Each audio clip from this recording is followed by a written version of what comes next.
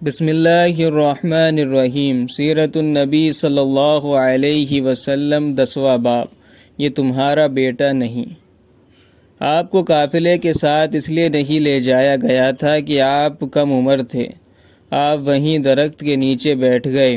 ادھر بحیرہ نے لوگوں کو دیکھا اور ان میں سے کسی میں اسے وہ صفت نظر نہ آئی جو آخری نبی کے بارے میں اسے معلوم تھی، نہ ان میں سے کسی پر وہ بدلی نظر آئی، بلکہ اس نے عجیب بات دیکھی کہ وہ بدلی وہیں پڑاؤ کی جگہ پر ہی رہ گئی تھی۔ اس کا صاف مطلب یہ تھا کہ بدلی وہیں ہے جہاں اللہ کے رسول ہیں۔ تب اس نے کہا، اے قریش کے لوگو، میری دعوت سے آپ میں سے کوئی بھی پیچھے نہیں رہنا چاہیے۔ اس پر قریش نے کہا، اے بحیرہ، جن لوگوں کو آپ کی اس دعوت میں لانا ضروری تھا ان میں سے تو کوئی رہا نہیں، ہاں ایک لڑکا رہ گیا ہے جو سب سے کم عمر ہے۔ بحیرہ بولا، تب پھر مہربانی فرما کر اسے بھی بلائیں۔ یہ کس قدر بری بات ہے کہ آپ سب آئے اور آپ میں سے ایک رہ جائے، اور میں نے اسے آپ لوگوں کے ساتھ دیکھا تھا۔ تب ایک شخص گیا اور آپ کو ساتھ لے کر بحیرہ کی طرف روانہ ہوا۔ اس وقت وہ بدلی آپ کے ساتھ ساتھ چلی اور تمام راستے اس نے آپ پر سایہ کیے رہا۔ بحیرہ نے یہ منظر صاف دیکھا۔ وہ اب آپ کو اور زیادہ غور سے دیکھ رہا تھا اور آپ کے جسم مبارک میں وہ علامات تلاش کر رہا تھا جو ان کی کتب میں درج تھیں۔ جب لوگ کھانا کھا چکے اور ادھر ادھر ہو گئے، تب بحیرہ آپ کے پاس آیا اور بولا، میں لات اور عزیٰ کے نام پر آپ سے چند باتیں پوچھنا چاہتا ہوں، جو میں پوچھوں آپ مجھے بتائیں۔ اس کی بات سن کر آپ نے فرمایا، لات اور عزیٰ بتوں کے نام پر مجھ سے کچھ نہ پوچھو، اللہ کی قسم مجھے سب سے زیادہ نفرت انہی سے ہے۔ اب بحیرہ بولا، اچھا تو پھر اللہ کے نام پر بتائیں جو میں پوچھنا چاہتا ہوں۔ تو آپ نے فرمایا، پوچھو، کیا پوچھنا ہے؟ اس نے بہت سے سوالات کیے، آپ کی عادات کے بارے میں پوچھا۔ اس کے بعد اس نے آپ کی عمر کمر پر سے کپڑا ہٹا کر مہر نبوت کو دیکھا۔ وہ بالکل ویسی ہی تھی جیسا کہ اس نے اپنی کتابوں میں پڑھا تھا۔ اس نے فوراً مہر نبوت کی جگہ کو بوسہ دیا۔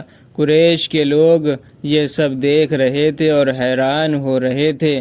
آخر لوگ کہے بغیر نہ رہ سکے، یہ راہب محمد صلی اللہ علیہ وسلم میں بہت دلچسپی لے رہا ہے، شاید اس کے نزدیک ان کا مرتبہ بہت بلند ہے۔ ادھر نبی کریم صلی اللہ علیہ وسلم سے بات چیت کرنے کے بعد بحیرہ ابو طالب کی طرف آیا اور بولا، یہ لڑکا تمہارا کیا لگتا ہے؟ ابو طالب نے کہا، یہ میرا بیٹا ہے۔ اس پر بحیرہ نے کہا، نہیں، یہ تمہارا بیٹا نہیں ہو سکتا، یہ نہیں ہو سکتا کہ اس کا باپ زندہ ہو۔ ابو طالب کو یہ سن کر حیرت ہوئی، پھر انہوں نے کہا، دراصل یہ میرے بھائی کا بیٹا ہے، ان کا باپ کہاں ہے؟ وہ فوت ہو چکا ہے، اس کا انتقال اس وقت ہو گیا تھا جب یہ ابھی پیدا نہیں ہوئے تھے۔ یہ سن کر بحیرہ بول اٹھا، ہاں یہ بات صحیح ہے، اور ان کی والدہ کا کیا ہوا؟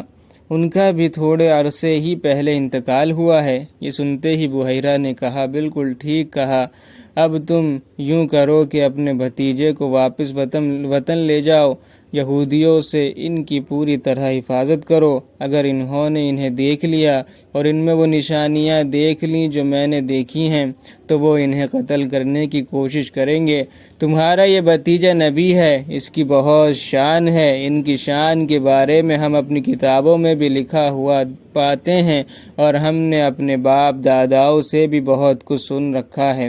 میں نے یہ نصیحت کر کے اپنا فرض پورا کر دیا ہے، اور انہیں واپس لے جانا تمہاری ذمہ داری ہے۔